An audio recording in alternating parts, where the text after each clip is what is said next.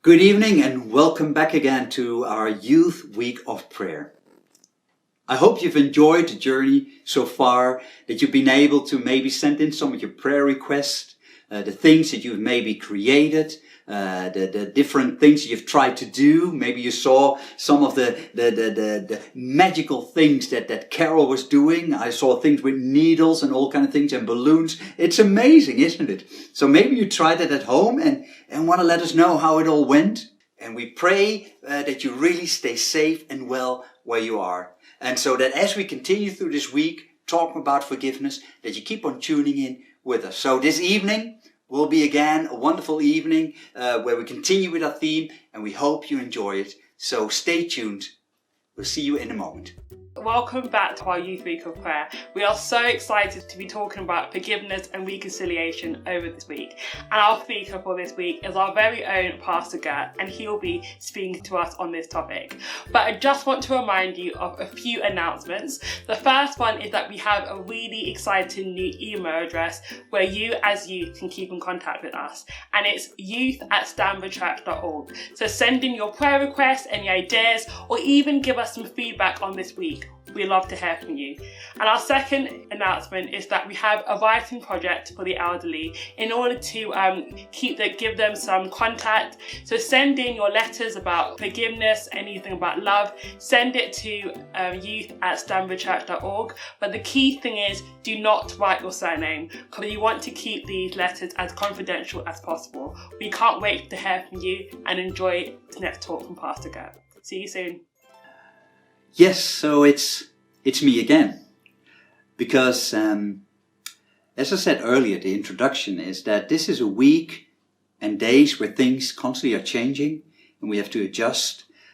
Well, one of the things is that Pastor Lolly, who I was so looking forward to hear this evening and to hear what she was going to say about our topic, about consequences and punishment, discipline. Unfortunately, she would have loved to, but she's not able to. She is at the moment ill, and so please let us all just pray for Pastor Lolly that she will very soon feel well again. But at the moment she's really having trouble with breathing, and so may God, Pastor Lolly, if you're watching us, if you connect with us, may God give you strength and healing at this moment especially. And of course we also pray that to many other people that might be connected with us at this moment, that God may give you strength. Now, the topic for today is of course still all under the umbrella of forgiveness, but it's especially talking about consequences, about discipline, about punishment. Now, of course, I'm sure you will be able to remember that there were moments in your life that you did something and you may regret it at this moment. Maybe you can remember that there were things that you did or not do, things that you maybe said, whatever it is. And when you think back of it, that you wish you could turn back the clock. You know what I'm talking about, right? We have those things in life. And we learn from that our actions have reactions.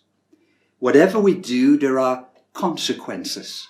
If we do something good, most of the time there will be good consequences coming from it. But when we do things wrong, we also have to learn from that. There are consequences, and I learned that in my own life as well. And I've shared this story already at one of our Friday evenings, but I want to share it again this evening as it's part of this whole story of forgiveness. You see, I grew up in the Netherlands as a young boy, and especially when I was, I think, around 7, 8 years old, we were living in apartments, high-rise buildings. And so there was not a lot of space in the homes. And so I would go out a lot to play outside. And I remember those days playing with my friends, playing football, playing hide and seek. We would just use the whole neighborhood. It was our neighborhood. But as I said, I was growing up in the Netherlands, and this is the 70s, the early 70s. And during that time, the Netherlands, things were great. Everyone had jobs. But there were certain jobs that people didn't want to do. People didn't want to go and collect the rubbish or do the cleaning. And so there were people from other countries They were coming in. They immigrated to the Netherlands and would get the jobs. They would go for this. And they loved to come to the Netherlands and to become part of it. And so people traveled all the way from countries like Morocco, Ethiopia, Turkey. People would come and they would start to live in the Netherlands and do these jobs. Now, in my neighborhood, I grew up with all these Dutch friends. We were all Dutch. We were all born and bred in the Netherlands.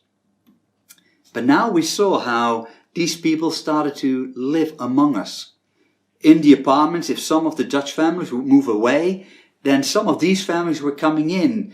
And mainly in the area where I grew up, a lot of them were coming from Turkey. They were different. They spoke differently.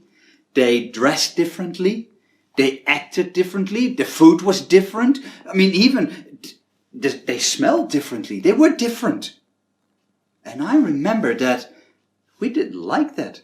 Especially we as boys in the neighborhood, we would play football, but these boys, we would not say like, hey, come and join in. Because no, we didn't like them. They were different. Isn't it true often with these kind of things that when things are different, people are different, we find it very difficult to immediately love them because they are different. We don't understand them. From not understanding, we become maybe a bit afraid. We don't know how to deal with it. And so we push them away.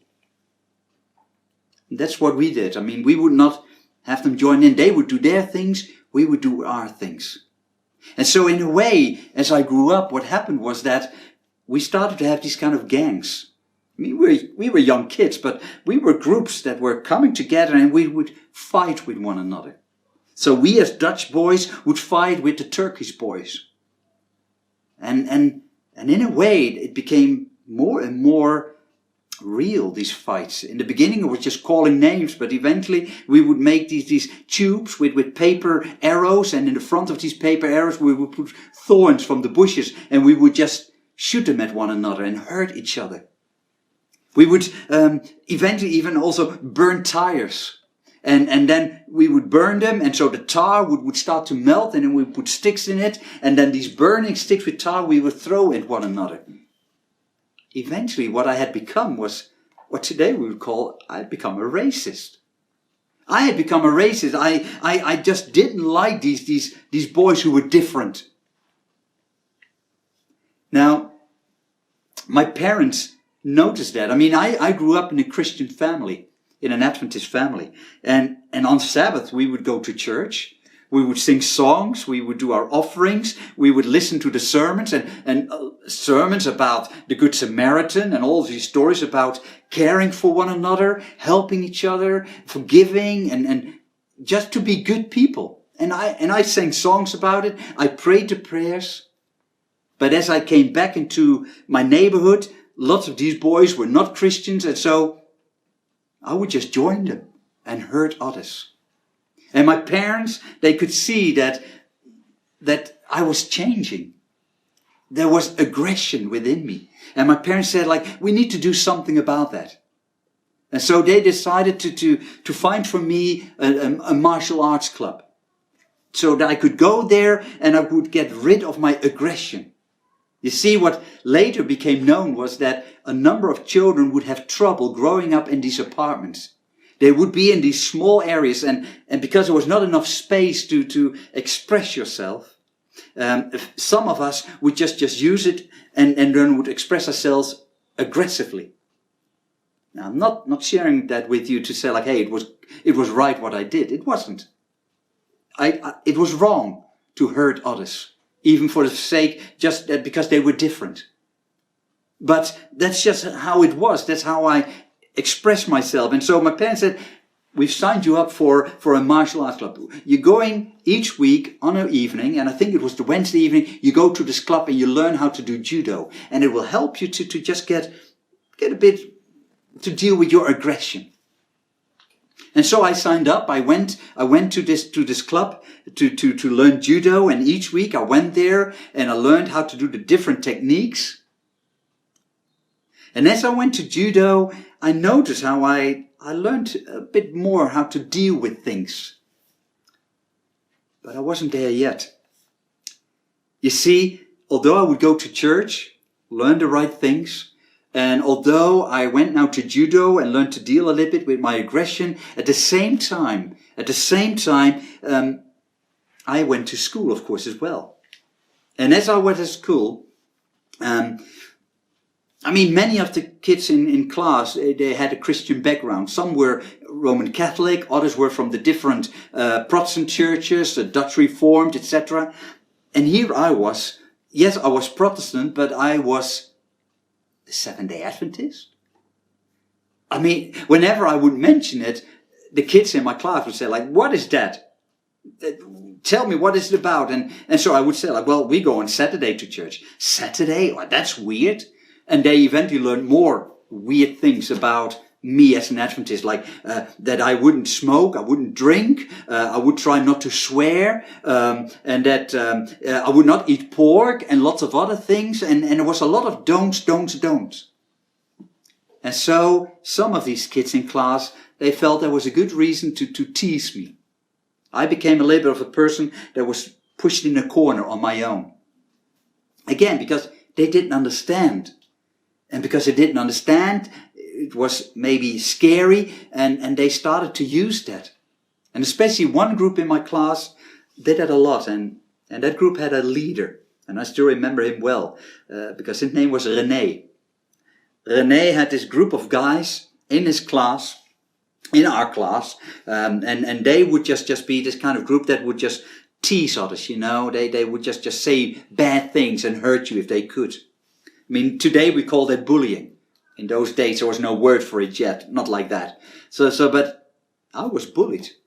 Whenever they had a moment when they saw me on my own, they would just push me in a corner, and they would call me names, and sometimes just slap me and do things.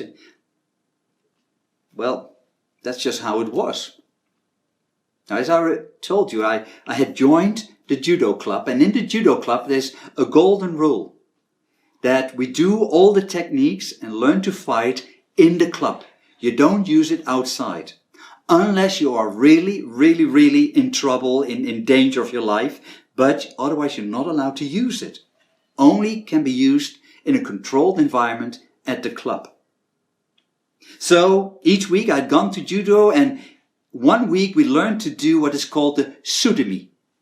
The sudemi is where someone attacks you and grabs you by your shirt, and you do the same. You grab them by their shirt, and before they can do something, you use your foot, you hold them by the shirt, you put your foot on their chest, and then you throw yourself backwards.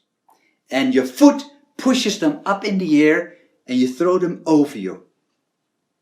That's the technique, and that's what we learned at judo, to do that with one another. Very controlled. Now, that day, I went outside for lunchtime, went into the playground, and as I was just walking there by myself, René with his guys, with his little group, found me, and they pushed me into a corner, and they again started calling me names, and René then really came close at me, and it seemed like he wanted to grab me. And before I knew it, but I think I knew what I did. I grabbed René by his shirt, I put my foot on his chest, and I threw him into the air right over me, behind me.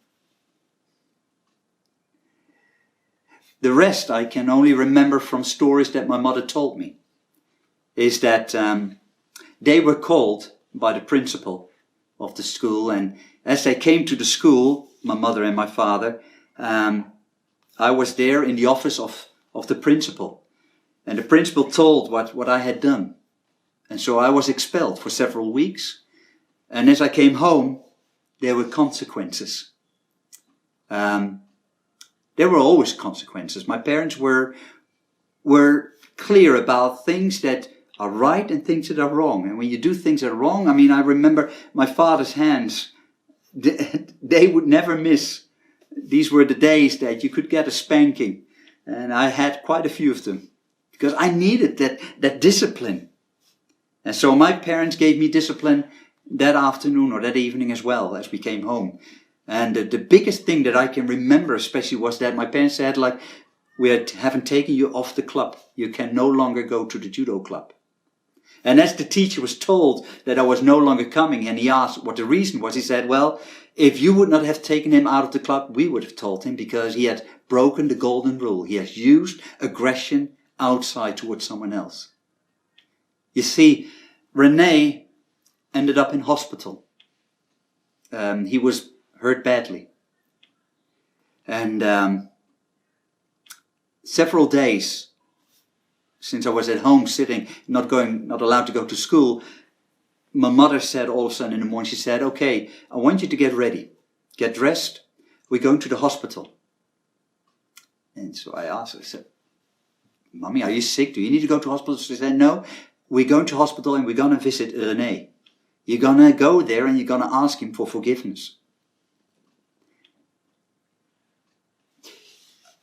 It's not that I can remember a lot of things, but I can remember that I found it very difficult to have to go there and ask for forgiveness. I knew that what I'd done was not the right thing to do, but on the other side I felt like that he had it coming. I mean, he had always been teasing me. But then I remember the words of my father and my grandfather often saying the same thing. Words, yes, they can hurt, but they are only words. What do you do with them? Turn away, walk away from it. Don't use aggression, because that's not the answer.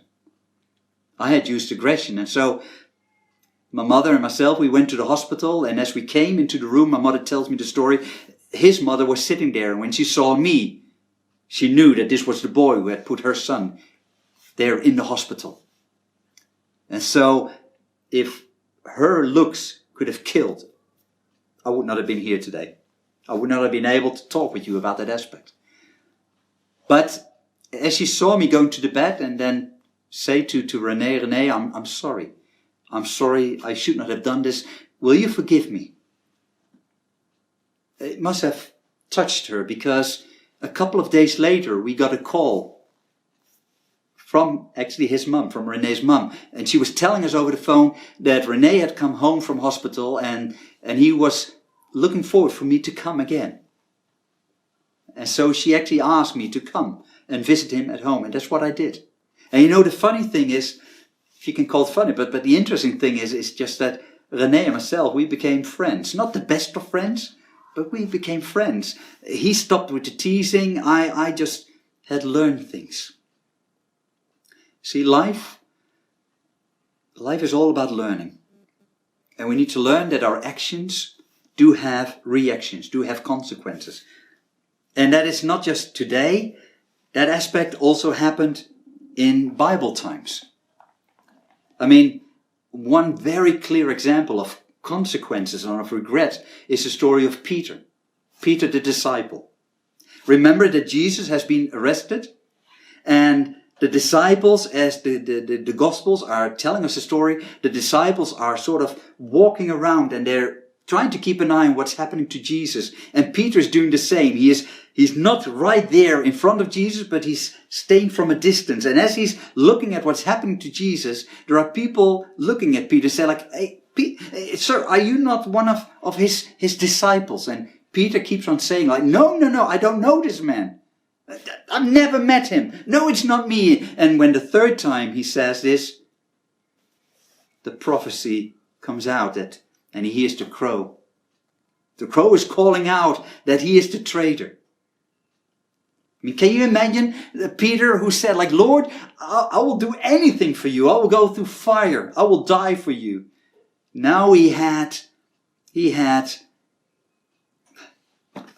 let his Lord down. He had let his rabbi down. He had betrayed Jesus. And so here is an action that he cannot turn back anymore. He cannot undo it. And you know what is then the beautiful thing in the story? That is what you can find in the book of Mark. The book of Mark, chapter 16. It's the moment where these women have gone to the tomb, to the grave, to take care of Jesus, to prepare his body for the final burial. And when they come there is this creature, this angel, And it speaks to them. It says there in chapter 16, and I'm start reading from verse 5. And entering the tomb, they saw a young man sitting on the right side, dressed in a white robe, and they were alarmed. And he said to them, "Do not be alarmed. You seek Jesus of Nazareth, who was crucified. He has risen. He is not here. See the place where they laid him. But go tell his disciples and Peter that he's going before you to Galilee.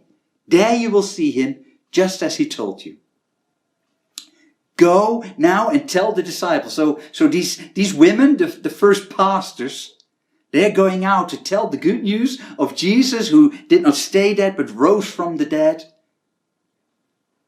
And this angel tells these women, now go and tell the disciples and Peter. I love that. Tell the disciples and Peter that they're going to see their Lord Jesus again. Peter is being mentioned specifically. I mean, why would the book of Mark do that? Why would they make it like that? And Peter. Isn't it because Jesus made it very clear that no matter what Peter had done, that the greatest hurt in Peter was the hurt that he did to himself. That he felt that probably he could not be forgiven. But now, here is Jesus then coming to him. And then, in closing, I'm reading this beautiful passage where we see Jesus talking with Peter. Peter, who must probably still have been thinking like, I betrayed Jesus. Even the rest of the disciples must know that I've done this bad thing, and what will they think of me?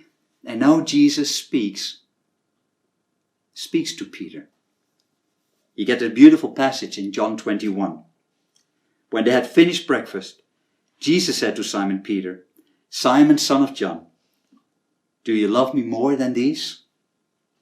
And he, that's Peter, said to him, "Yes, Lord, you know that I love you." He said to him, "Feed my lamb." Jesus said to him a second time, "Simon, son of John, do you love me?" Peter said to him, "Yes, Lord, you know that I love you." And Jesus said to him, "Tend my sheep."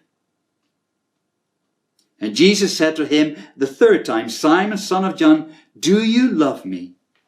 And Peter was grieved because he said to him the third time, "Do you love me?" And he said to him, "Lord, you know everything. You know that I love you." And Jesus said to him, "Feed my sheep." Feed my sheep. You know, you and I, we will continue to make mistakes. We will do certain things, and that will have an effect. It will have consequences.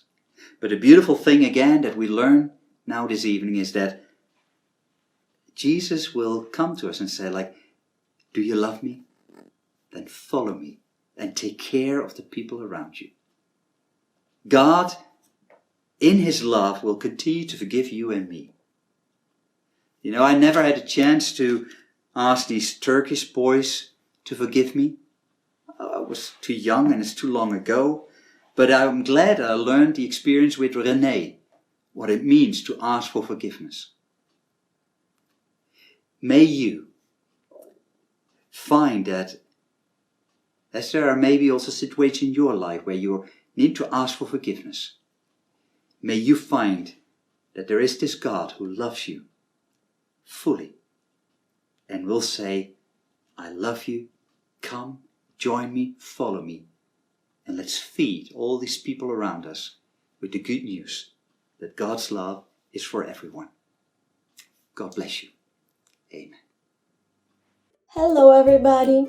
To carry out today's activity, we will have to access the link described below.